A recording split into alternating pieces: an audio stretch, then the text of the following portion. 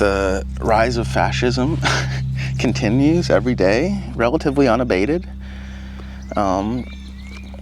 which is a cause for concern. It makes it so that when you're trying to think of like how to spend your time, that used to spark joy for me, no longer are interesting because they just don't address the world that we live in now. The world is changing really rapidly.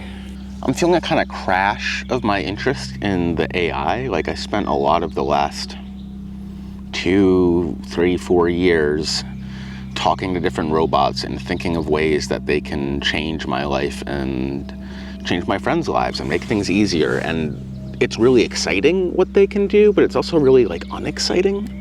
There's all of these snake oil salesmen who are like, oh, in a year it can do this, in 5 years it can do that. And that's classic, like, we're gonna be in Mars in 5 years behavior, right? It's a really interesting technology wrapped in this like candy shell of snake oil salesmen and hucksters. And that makes me really wary of wanting to engage with it. But I think it also just means finding people who think along the same lines, right? Who have like the right philosophy around engaging with it. And finding those people is important and hard to do. I'm pushing like 150 different projects, like 10% forward, and it doesn't feel good. You know what I mean? You're getting a lot done, but nothing's finished. And that's part of the problem I'm encountering lately with the robot, is that it's really easy to make the first 80% or the first 90%, and that final 10%, which was already hard, like before the robots even came into the equation, the last 10% was always disproportionately hard. But with the robot, it's like, whew, off the charts to like take the wide, disparate options the robot makes and then bring them back into like a cohesive, performant product is really, really difficult. And it's making me feel like it might not even be, at least the approaches I'm taking right now are not the right way to go about it. And I'm having to step back a little bit and remind myself, like, I'm a programmer. I need to be writing a lot more of my own code.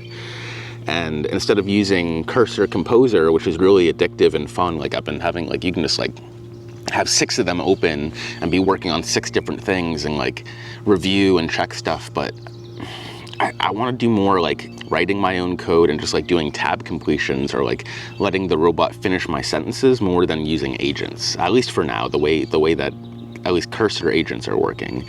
That said, I still want a robot to help me schedule meetings and hangouts with my friends. It's like the one thing that makes me feel like, oh, when are you free? I'm free this time. Okay, we could do this, or we could do, you know what I mean? Like, maybe that's part of the human condition, but I really feel like our robot could do that pretty effectively. Instead of writing emails back, like just look at both of our calendars. This shit can't be that hard. So I've been doing like leak code problems lately. I know that sounds so silly and ridiculous. I'm not doing it to be better in a job interview. Like, I just want to feel like I know what I'm doing again, like I'm in charge. And I've gotten away for like a long time as a front end and data visualization developer, like not diving too deeply into the back end or into like deep low level programming or algorithms or anything like that. Like I'm usually on the receiving end of like data, and then my job is to visualize it, which is always the most pleasurable part. But something about the robot taking over so much of the grunt work makes me want to deepen my like critical understanding of the profession that I do, the career that I've chosen. And I want to have those things in my brain, right? Like I want to have those structures and algorithms at my disposal the same way a carpenter knows how to divide by you know what I mean? They know the standard lengths of a 2x4, right? They know how to cut it. Like, I don't know how to describe what I'm saying, but like there's like an intuition that comes with knowing the structure and shape of the patterns that I need to renew.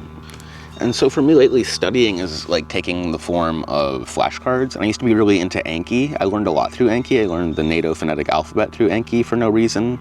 I remember I would hang out with my girlfriend at the time, and we would like go through flashcards. This is like the dorkiest possible hangout, but like go through flashcards and learn stuff together. So now at this point, when I'm like trying to learn a new subject, I'll really try and focus my learning. Like once I like learn a thing, I try to capture it as a flashcard, and then I can go back and refer to those things. So lately for me, it's been like trying to capture the data structure stuff. I also have I got this really excellent book, Grokking Algorithms, which like kind of walks you through in a visual, almost like XKCD way.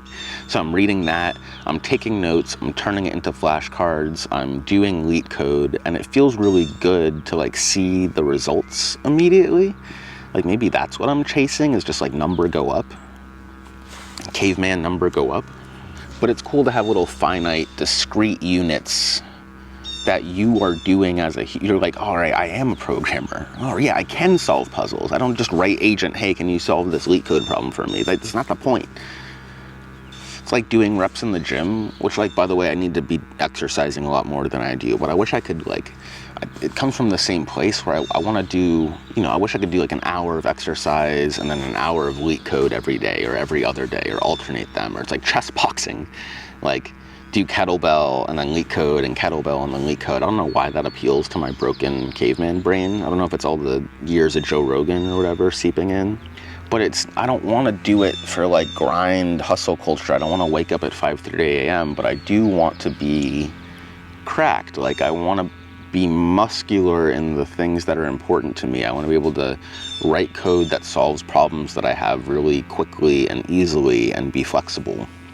I've been struggling to find the flow state lately, and I think flow comes from like, what's it, ikigai, right? Ikigai?